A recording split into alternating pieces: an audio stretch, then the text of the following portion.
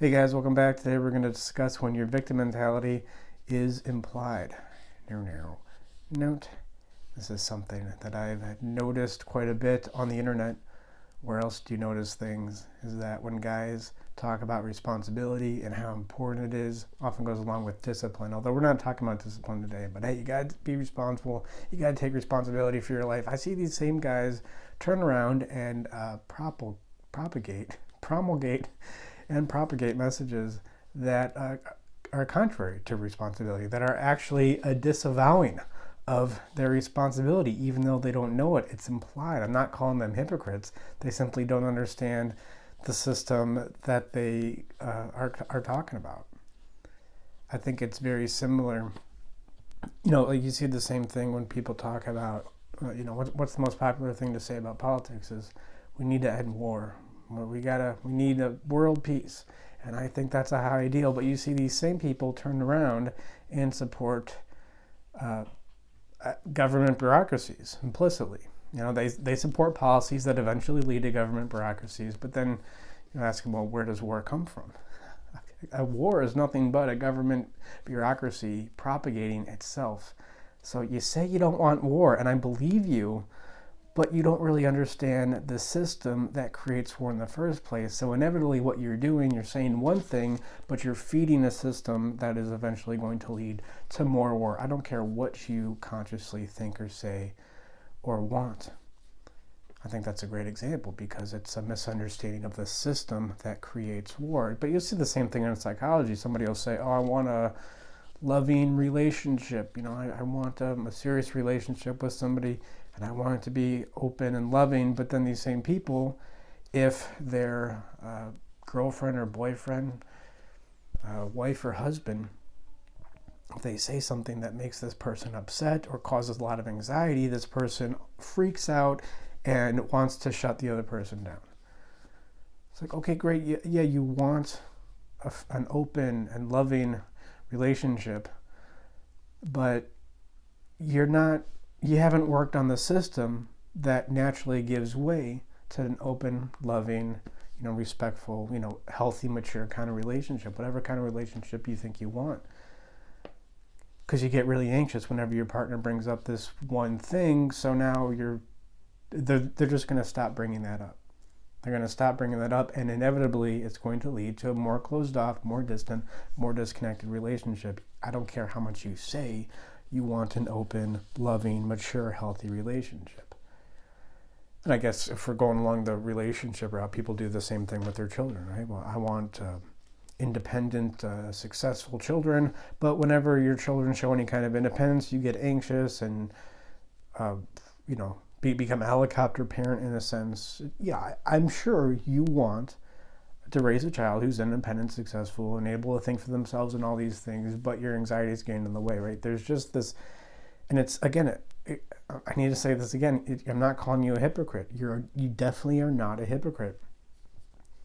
But you have to understand how you don't get the system that naturally leads to whatever it is you want, whether it's world peace, whether it's a loving relationship, whether it's an independent child.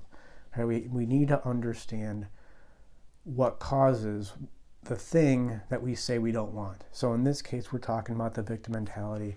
And again, guys are on the internet saying, hey, victimhood is bad, responsibility the opposite of victimhood, so you got to be responsible everything in your life.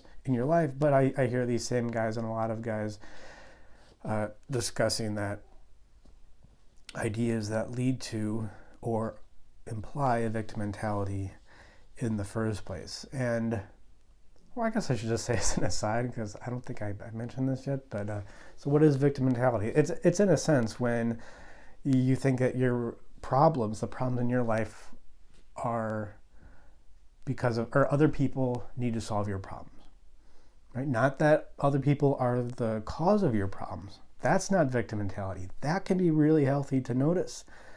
But it is your problem, and if you are a mature, functioning adult in some respect, at least whatever little respect that you are a mature, functioning adult, then it is your responsibility to solve your problem, because it is your problem, even if somebody else caused it.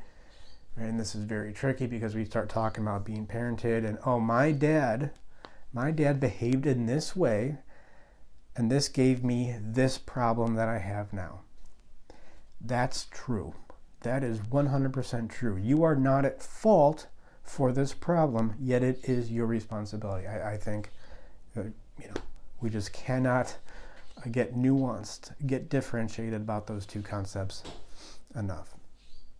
But people turn around and promulgate the victim mentality when they don't know they do it. And it's just really important to do this because you got to be totally ruthless when it comes to living the life that you want. And if there's just 1% of this victim mentality in there, that's addicting, right? That's addicting. That's elusive. It recreates these feelings that we had when we were children, when we really were victims, and we latch onto those. And the 1% victimhood becomes 2%, becomes 3%.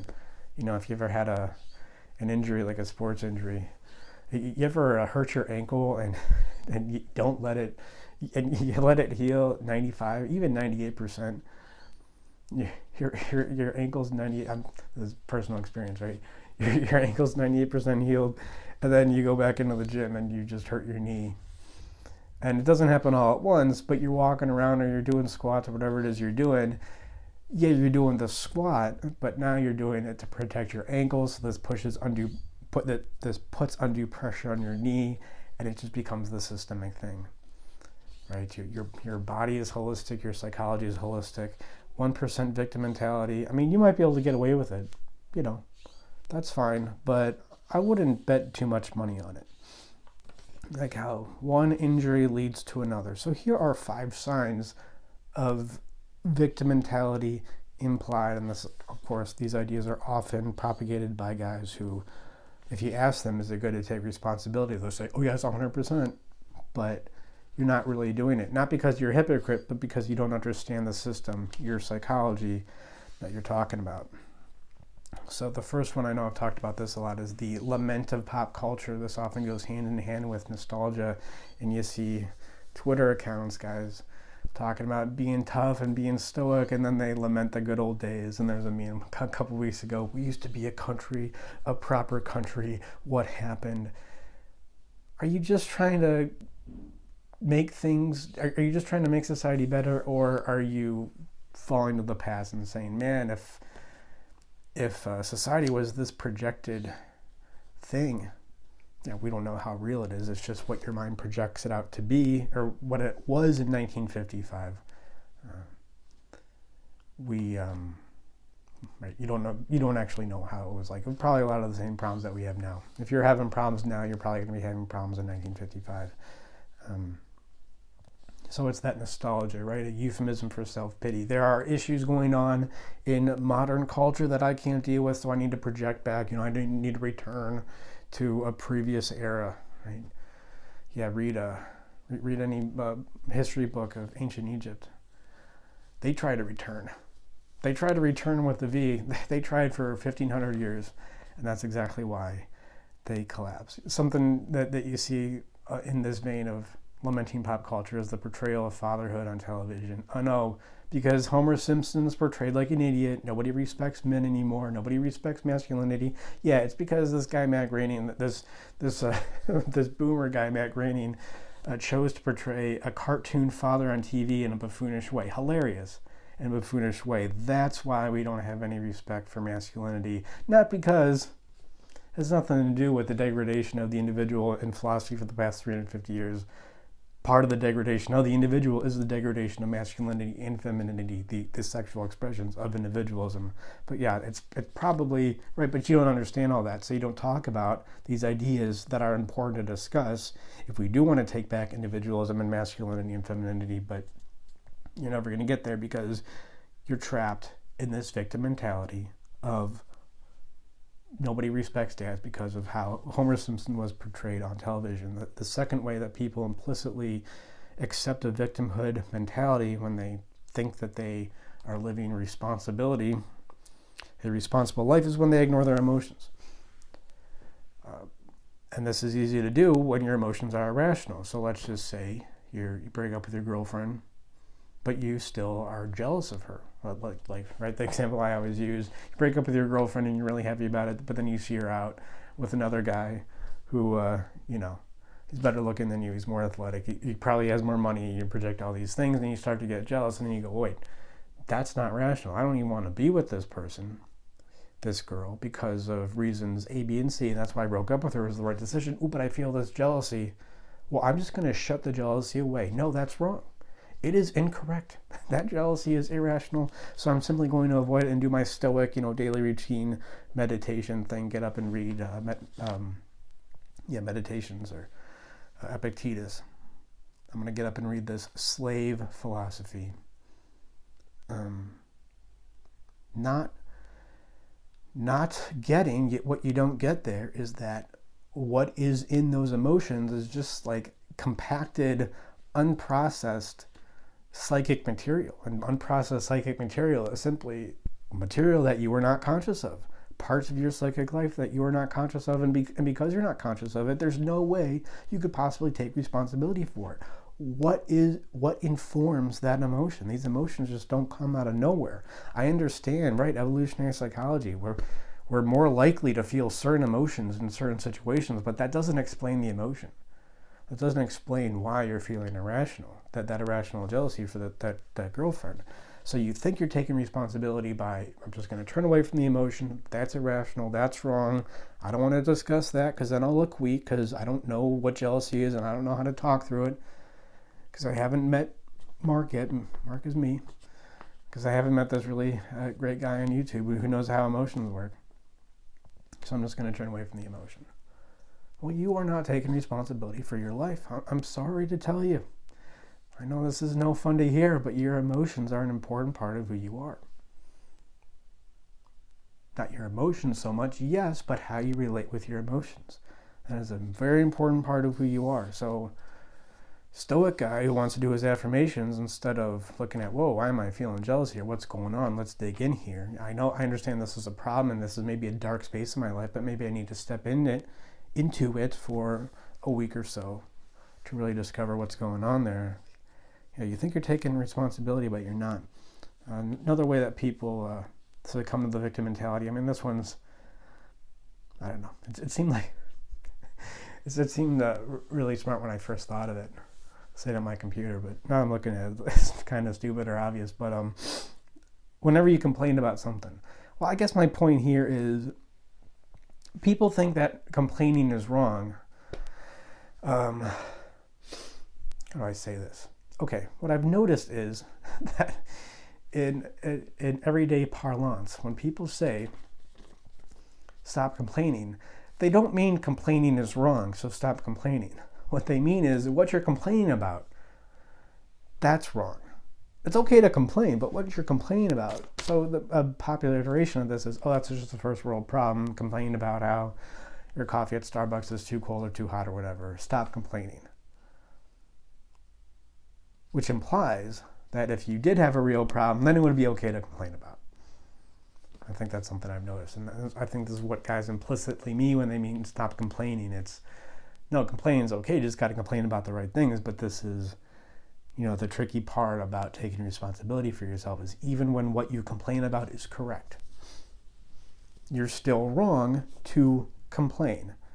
Not that you can't talk about it, it's important to talk about it, but if you think like with pop culture, so you complain about pop culture and you excuse yourself, this must not be a victim mentality because I'm right about this thing I'm complaining about, and you can very well be right, but you're still dumping your emotional baggage into that thing that is supposedly wrong. Let's say it's in truth wrong. You dump your emotional baggage in there, and what you do unconsciously is you go, see, that's the reason that things may not be working out as well as I want to in my life. And your life could be going well, but it could be going better too. And maybe part of the reason is you take that psychic energy, that precious libido, and go, it's this thing in pop culture I don't like. So, people are complaining a lot about like the COVID lockdowns, right? That's a popular thing to complain about. I don't care what you think about COVID lockdowns or other side of the aisle. Let's say you're either complaining about the COVID lockdowns or you're complaining about people not getting vaccinated. And you may be right. you may be right in your appraisal of the situation, your intellectual appraisal, but you're still dumping your emotional baggage into that thing. Okay, now the fourth thing. Hopefully that point wasn't too stupid. So the fourth indication that that your victimhood is implied is whenever you use the term bully. Also, what goes along with this is privilege. Whenever people use these words, it's a way to kind of make this thing that's going on in the world, it's to make it wrong and to make you the apparent victim by comparison. So that's the implication of the word privilege. Now, I understand, I don't want to get too much into, privilege talk and things like that right now, but I understand that there are people who are privileged in the sense that it's easier to be a person of a certain group, let's say, than a person of another group. And you can look at the numbers and say, yeah, of course, that's exactly what's going on. Of course, the question is, why is that going on? I think that's a much more complicated issue than people let on. But privilege, bully, elite, there's these elites out there, this cabal, right? That implies that there is a powerful structure out there that is keeping you down in some way. And you can, out the one side of your mouth, say, you got to take responsibility for your life. And then you'll complain about these elites over here. Well, which one is it, right? Is it okay to be a victim sometimes? Well, when is it okay to be a victim? Okay, well, we got to get into that then, because that is a profound philosophical argument about the nature of man and his consciousness and his relationship with reality, when you say, well, it's mostly good to be responsible, but also, well, you can be a victim sometimes, because look at these elites. I mean, look at, whatever this politician is. Oh, it's terrible. Don't you see how they oppress us? And you may be true. Right? Or your analysis of that situation may be true, but are you still dumping your psychic baggage into there? Okay, well then you're not taking responsibility, because it is your psychic baggage. And how much you don't like Elizabeth Warren, if she was completely gone, you would still have that psychic baggage. In fact, it may even be worse, because now there's nobody to complain but you, or nobody to blame except you. Well, feels worse in the short term. Like, that's therapy. That's the Jean Valjean growth, is you feel worse in the short term, but eventually you got to feel worse to get to a place that's better. Eventually, you're right, you got to go down before you can go up. And then, I guess this kind of goes along with the fourth point. I could have made this 3 points. Could have made this 3 points, guys. But it goes along with the fourth point. The bully is political involvement of any kind. And I don't mean you can't talk about politics, but the essence of politics is, I want the government to do something. The government needs to do something in order for me to live the life that I want.